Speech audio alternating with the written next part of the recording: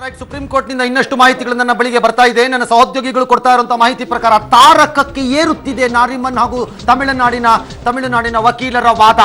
All right, ತಮಿಳುನಾಡಿನ ವಕೀಲರು ಮತ್ತು ನಾರಿಮನ್ ನಡುವೆ ತಾರಕ ಕೊಟ್ಟೋಗ್ತಾ ಇದೆ. ಆಲ್ಮೋಸ್ಟ್ ಅಲ್ಲೂ ಒಂದು ಯುದ್ಧದ ರೂಪನೇ ಆಗ್ತಾ ಇದೆ ಅಂತ ಇದ್ದಾರೆ.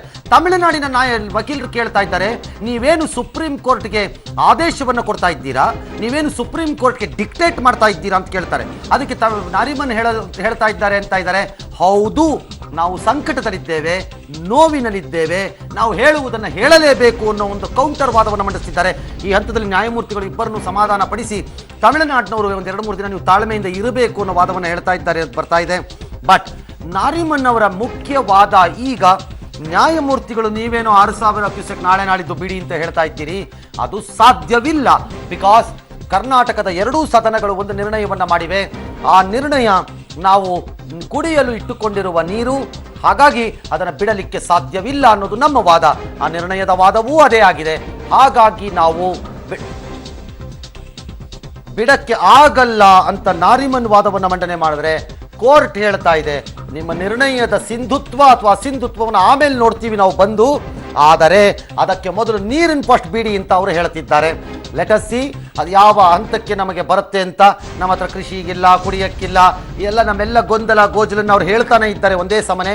ಆದರೆ ನ್ಯಾಯಾಲಯ ಅದನ್ನೆಲ್ಲ ನಾವು ಆಮೇಲೆ ನೋಡ್ತೀವಿ, ಅಂದರೆ ನಿಮ್ಮ ಆ ನಿರ್ಣಯ ಸರಿಯೋ ತಪ್ಪೋ ಅದು ಆಮೇಲೆ ನೋಡೋಣ.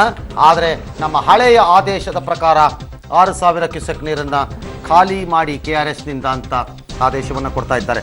ಲೆಟ್ ಮಿ ಸಿ ಏನಾಗತ್ತೆ ಅಂತ. ಏನೇ ಇದ್ರೂ ತಮಿಳ್ನಾಡಿಗೆ ನೀವು ನೀರು ಕೊಡಲೇಬೇಕಾಗತ್ತೆ, ಬೇರೆ ದಾರಿ ಇಲ್ಲ ನಿಮಗೆ ಅನ್ನೋ ವಾದವನ್ನೇ ಅವರು ಹೇಳ್ತಿದ್ದಾರೆ ನ್ಯಾಯಮೂರ್ತಿಗಳು. ಆದರೆ ಕರ್ನಾಟಕಕ್ಕೆ ಒಂದು ಸ್ಪಷ್ಟ ಸೂಚನೆ ಬಂದಂಗಿದೆ. ಈಗ ನೀವು ಏನನ್ನು ಬೇಕಾದರೂ ಮಾಡ್ಬೋದು. ಕೇಂದ್ರ ಸರ್ಕಾರದ ಮಧ್ಯಪ್ರವೇಶ ಕೇಳ್ತಾ ಇದ್ರಿ, ಇಷ್ಟೊತ್ತಿಗೆ ಅದಕ್ಕೆ ಅವಕಾಶ ಮಾಡಿಕೊಟ್ಟಿದ್ದಾರೆ. ಆದರೆ ಕೇಂದ್ರ ಸರ್ಕಾರದ ಮಧ್ಯಪ್ರವೇಶ ಯಾವ ರೂಪದಲ್ಲಾಗತ್ತೆ, ಯಾವಾಗ ಆಗುತ್ತೆ, ಅದಕ್ಕೆ ತಮಿಳ್ನಾಡು ಎಷ್ಟು ಒಪ್ತಾರೋ ಬಿಡ್ತಾರೋ ನಮಗೆ ಗೊತ್ತಿಲ್ಲ. ಆದರೆ ನೀರನ್ನು ಮಾತ್ರ 2 ದಿನ ಅಂತೂ ಕನಿಷ್ಠ ಹರಿಸಲೇಬೇಕಾದಂತಹ ಪರಿಸ್ಥಿತಿ ಬಂದು ಒದಗಿದೆ. ಇದರ ಪಾಲನೆ ಈಗ ಪ್ರಶ್ನೆ. ಒಂದು ದಿನದಲ್ಲಿ ನೀರು ಬಿಡಲು ಆಗುವುದಿಲ್ಲ ಎಂಬ ನಿರ್ಣಯ, ಮಗದೊಂದು ಕಡೆ 2 ದಿನ ನೀವು ಬಿಡಲೇಬೇಕು ಅನ್ನುವಂತಹ ಆದೇಶ. ಈ ಎರಡರ ಮಧ್ಯೆ ಸಿಕ್ಕಾಕೊಂಡಿರುವ ಸಿದ್ದರಾಮಯ್ಯನವರು, ಜಗದೀಶ್ ಶೆಟ್ಟರ್ ಅವರು, ಅದು JDSನವರು ಮೂವರು. ಬಿಕಾಸ್ ಆ ನಿರ್ಣಯವನ್ನು ನಾನು ಮೊದಲೇ ವರ್ಣನೆ ಮಾಡಿದ್ದೆ. ಇದು ಸಿದ್ದರಾಮಯ್ಯನವರ ನಿರ್ಣಯವೂ ಅಲ್ಲ, ಜಗದೀಶ್ ಶೆಟ್ಟರ್ ಅವರ ನಿರ್ಣಯವೂ ಅಲ್ಲ, ಅಥವಾ ಕುಮಾರಸ್ವಾಮಿ ಅವರ ನಿರ್ಣಯವೂ ಅಲ್ಲ. ಇದು ಕರ್ನಾಟಕದ ಜನರ ನಿರ್ಣಯ. ಬಿಕಾಸ್ ಎಲ್ಲರೂ ಸರ್ವಾನುಮತದಿಂದ ಮಾಡಿರುವಂತಹ ನಿರ್ಣಯ. ಆ ನಿರ್ಣಯವನ್ನು ಹೇಗೆ ಜಾರಿಗೆ ತರಲ್ಲ ಅನ್ನೋದೇ ಬಹುದೊಡ್ಡ ಪ್ರಶ್ನೆ ಆದೀತು.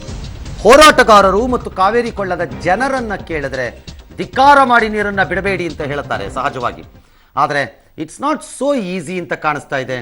V need to find some way out. ಇದಕ್ಕೆ ಏನಾದರೂ ಒಂದನ್ನು ಕಂಡುಹಿಡ್ಕೋಬೇಕಾಗತ್ತೆ. ಅದನ್ನು ಇವತ್ತು ಪ್ರಾಜ್ಞರು, ಬುದ್ಧಿವಂತರು ಮತ್ತು ಪಂಡಿತೋತ್ತಮರು ಇವತ್ತು ಮತ್ತು ನಾಳೆ ಮಾಡ್ತಾರೆ ಅಂತ ಅಂದ್ಕೊಂಡಿದ್ದೀನಿ. ಆದರೆ there is A serious problem. ಸಂವಿಧಾನದ ಬಿಕ್ಕಟ್ಟನ್ನು ಸೃಷ್ಟಿ ಮಾಡುವುದು ಕರ್ನಾಟಕದ ಉದ್ದೇಶವಾಗಿತ್ತು. ಆದರೆ ಕರ್ನಾಟಕಕ್ಕೆ ಶಾಸನಾತ್ಮಕ ಬಿಕ್ಕಟ್ಟು ಉದ್ಭವ ಆಗೋ ಲಕ್ಷಣ ಕಾಣಿಸ್ತಾ ಇದೆ. ಯಾಕಂದರೆ ನಮಗೆ ವಾಪಸ್ ಬಂದಂಗಿದೆ ಬಾಲ್. ನಾವು ಆ ಕಡೆ ಕಳಿಸಿದ್ವಿ, ಅವರದನ್ನು ಈ ಕಡೆ ಕಳಿಸ್ದಂಗೆ ಕಾಣಿಸ್ತಾ ಇದೆ ನನಗೆ ವಾಪಸ್. ಲೆಟ್ ಮಿ ಸಿ ಅದು ಏನಾಗಬಹುದು ಅಂತ. ನಿರ್ಣಯವನ್ನು ಫಾಲೋ ಮಾಡ್ತಾರಾ ಮಾಡಲ್ವಾ, ಅಥವಾ ಸುಪ್ರೀಂ ಕೋರ್ಟ್ ಆದೇಶನ ಏನು ಮಾಡ್ತಾರೆ ಅಂತ. ಬಟ್ ಕೇಂದ್ರ ಸರ್ಕಾರದ ಮಧ್ಯಪ್ರವೇಶ ಭಾಳ ಕ್ರೂಷಿಯಲ್. ಬಿಕಾಸ್ ಅಲ್ಲಿ ತೆಗೆದುಕೊಳ್ಳುವ ನಿರ್ಧಾರಗಳ ಮೇಲೆ ಸುಪ್ರೀಂ ಕೋರ್ಟ್ನ ತೀರ್ಪುಗಳು ಒಂದಷ್ಟು ಪರಿಣಾಮಕಾರಿ ಆಗತ್ತೆ ಅನ್ನೋದ್ರಲ್ಲಿ ಯಾವ ಅನುಮಾನವೂ ಇಲ್ಲ. ಒಂದು ರ್ಯಾಪಪ್ ಕೊಡೋದಾದರೆ, ಇನ್ನು ವಾದ ಪ್ರತಿವಾದಗಳು ಮುಂದುವರೆದಿದೆ ಅಂತ ನನ್ನ ಸಹೋದ್ಯೋಗಿಗಳು ಹೇಳ್ತಾ ಇದ್ದಾರೆ ದಿಲ್ಲಿಯಿಂದ. ಆದರೆ ಒಂದು ಅಂಶವನ್ನು ನೆನಪಿಟ್ಕೋಬೇಕು ಕರ್ನಾಟಕದ ಜನ, ಅದರಲ್ಲೂ ಕಾವೇರಿ ಕೊಳ್ಳದ ಜನ.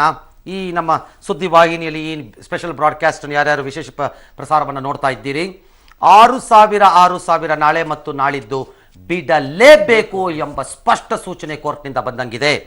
ಪ್ಲಸ್ ಶುಕ್ರವಾರವೇ ಬಹುಶಃ ಒಂದಿನ ಹಿಂಗೂ ಆಗ್ಬೋದು, ಯಾರ್ದಾರು ಅಲಭ್ಯತೆ ಇದ್ದರೆ ಕೇಂದ್ರ ಸರ್ಕಾರ ಸಭೆಯನ್ನು 2 ರಾಜ್ಯಗಳ ಮಧ್ಯೆ ನಡೆಸಬಹುದು ಅನ್ನೋ ಒಂದು ಸೂಚನೆ ಕೂಡ ಬಂದಂಗಿದೆ. ಇದು ಈ ಕ್ಷಣದ ಮಾಹಿತಿ.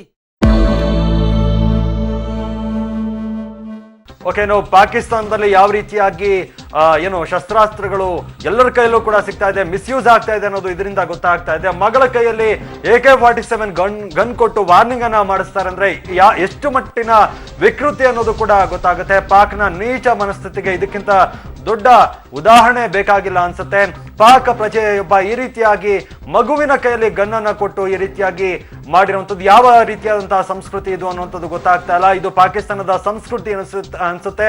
ನಿಜಕ್ಕೂ ಕೂಡ ಅದಕ್ಕೆ ವಿಶ್ವವೇ ಧಿಕ್ಕಾರವನ್ನ ಕೂಡ ಹೋಗುತ್ತೆ. ಈ ರೀತಿಯ ಈ ಮಗಳ ಕೈಯಲ್ಲಿ AK-47 ಗನ್ ಕೊಟ್ಟು ಒಂದು ರೀತಿ ರಣಹೇಡಿ ಈ ರೀತಿಯಾಗಿ ಮೋದಿಗೆ ಬೆದರಿಸುವಂತಹ ಪ್ರಯತ್ನವನ್ನ, ಅದು ಕೂಡ ಮಗಳ ಕೈಯಲ್ಲೇ ವಾರ್ನಿಂಗ್ ಅನ್ನ ಮಾಡಿಸ್ತಾನೆ ಪಾಕಿಸ್ತಾನದ ಪ್ರಜೆ. ಪಾಕಿಸ್ತಾನದ ವಿರುದ್ಧ ತೆಪ್ಪಗಿರುವಂತೆ ಮೋದಿಗೆ ಮಗಳ ಕೈಯಲ್ಲಿ ವಾರ್ನಿಂಗ್ ಅನ್ನ ಮಾಡಿಸ್ತಾನೆ. ಪಾಕ್ನ ನೀಚ ಮನಸ್ಥಿತಿಗೆ ಇದಕ್ಕಿಂತ ಉದಾಹರಣೆ ಬೇಕಿಲ್ಲ ಅನಿಸುತ್ತೆ.